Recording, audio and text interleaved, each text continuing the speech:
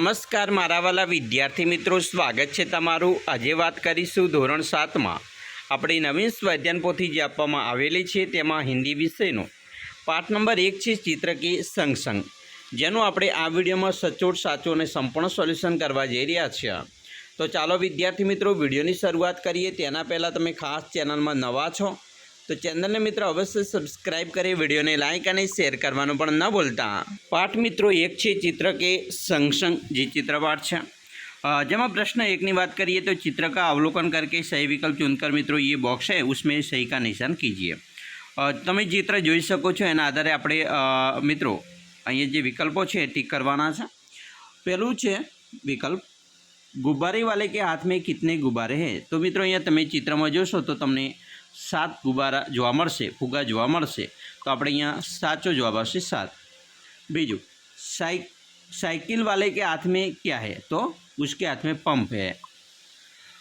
उसके बाद तीसरा है रिक्शा में कितने यात्री बैठे हैं, तो जवाब आवश्य 1।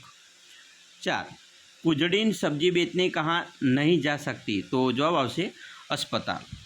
5 रबर से बनी चीज़ कौन सी नहीं है, तो जवाब आवश्य किताब। प्रश्न 2 प्रश्न के चित्र का अवलोकन करके प्रश्नों के उत्तर लिखिए। जिसमें पहला प्रश्न है चित्र में कौन कौन से यातायात के साधन दिखाई दे रहे हैं, तो उसका जवाब है चित्र में cycle, motor car, auto rickshaw, bike आदि यातायात के साधन दिखाई दे रहे हैं। उसके बाद दूसरा है मोची क्या काम करता है, तो चित्र में मोची ग्राहक आने की राह देख रहा है, यदि ग्राहक आई तो उसके भी देता या बूट पॉलिश कर देता। तीसरा प्रश्न है शब्दों को हिंदी में लिखिए। જેની અંદર મિત્રો ફુગ્ગો તો એને ગુબ્બારા કહેવાય, સાયકલ તો સાયકલ, પોપટ તો તોતા, શાકભાજીવાળા કુજડી, ધાંભલો તો ખંભા અને કૂતરો તો કૂતા।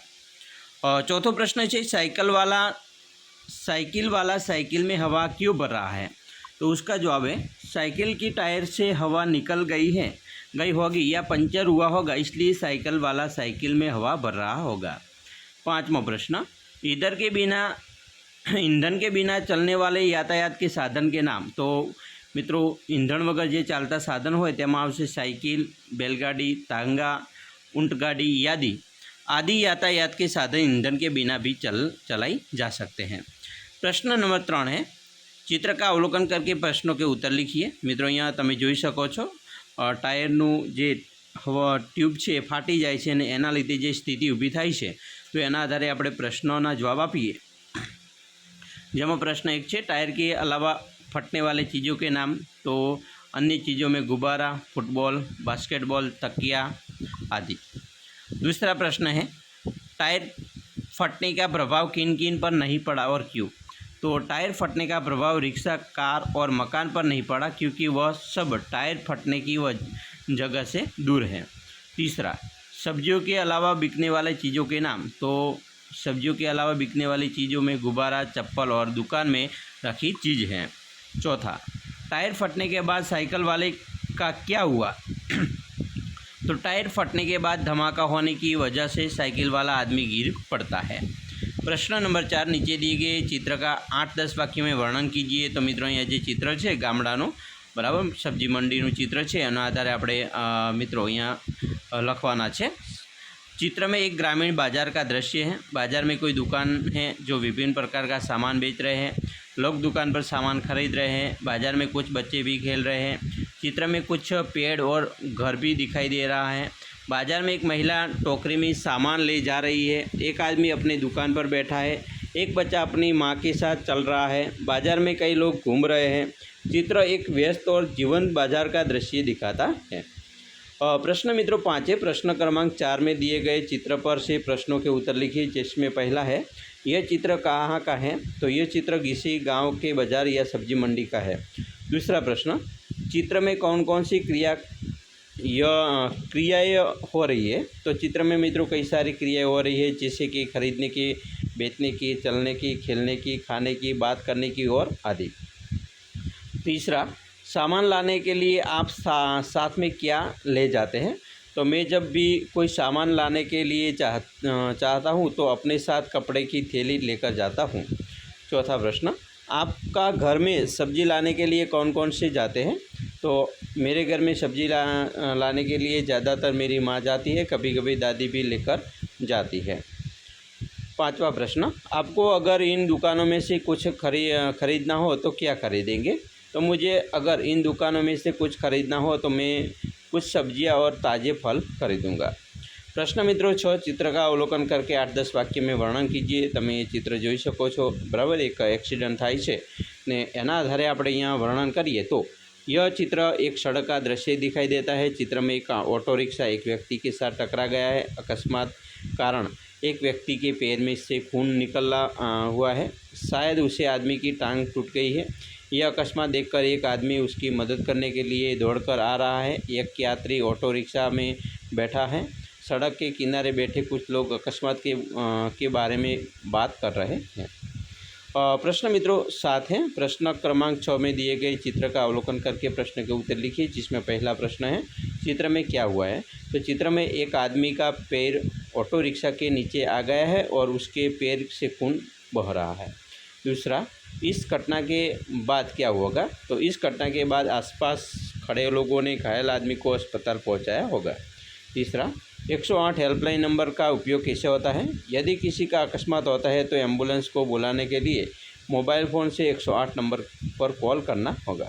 चौथा, अस्पताल में कैसे इलाज होता है? तो अस्पताल में दर्दी की बीमारी या तकलीफ जानने के बाद आवश्यकता के अनुसार उसका इलाज किया जाता है। 5वां, घटना के स्थल पर आप तात्कालिक इलाज कैसे कर सकते हैं? तो घटना के स्थल पर तात्कालिक इलाज करने के लिए हमारे पास प्राथमिक सारवार की कुछ चीज़ें होनी चाहिए जिससे हम इलाज कर सकते हैं।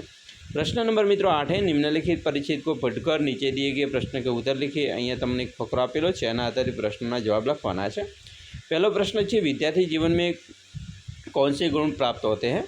तो मित्रों विद्यार्थी जीवन में हमें ईमानदारी, खेड़ी, यात्रा और अन्य मानवीय गुण प्राप्त होते हैं। दूसरा, हमारे जीवन में अनुशासन क्यों होना चाहिए?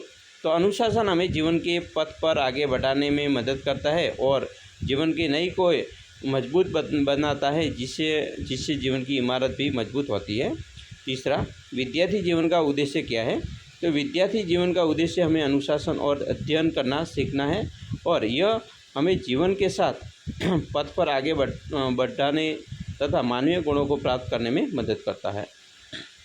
चौथा, आपके जीवन में किसका मार्गदर्शन मिला है? तो ये पण मित्रों तमारे लखवानुं छे कि मुझे अपने जीवन में अपने माता पिता और शिक्षकों से मार्गदर्शन मिला है। माता पिता ने अच्छे रास्ते पर चलकर और सीख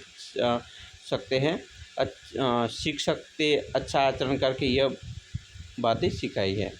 और 5वां प्रश्न है, इस परिच्छेद का उचित शीर्षक। तो इस परिच्छेद का उचित शीर्षक है कि हम विद्यार्थी जीवन का महत्व या सार्थक विद्यार्थी जीवन यह शीर्षक दे सकते हैं। एना पछी मित्रों प्रश्न 9 है। सही शब्द के सामने मित्रों सही का और गलत के सामने गलत का निशान कीजिए। जेम कि मित्रों यहाँ सही है, शिक्षा है, पंप, बादल और थैला। बाद में वो जो है वो गलत है।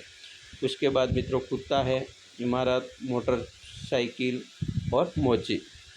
प्रश्न मित्रों 10 शुद्ध रूप से लिखिए। मित्रों अँ जे आपेला है वाक्यों तेवा ज वाक्यों अपने अँ लखेला है लखवाना है, एटले मैं अँ लख्या नहीं। तमारे जेवा आपेला है एना तेज वाक्यों तमारे अँ लखवाना थशे, तो एवा ज वाक्यों लखी देवाना रहेशे।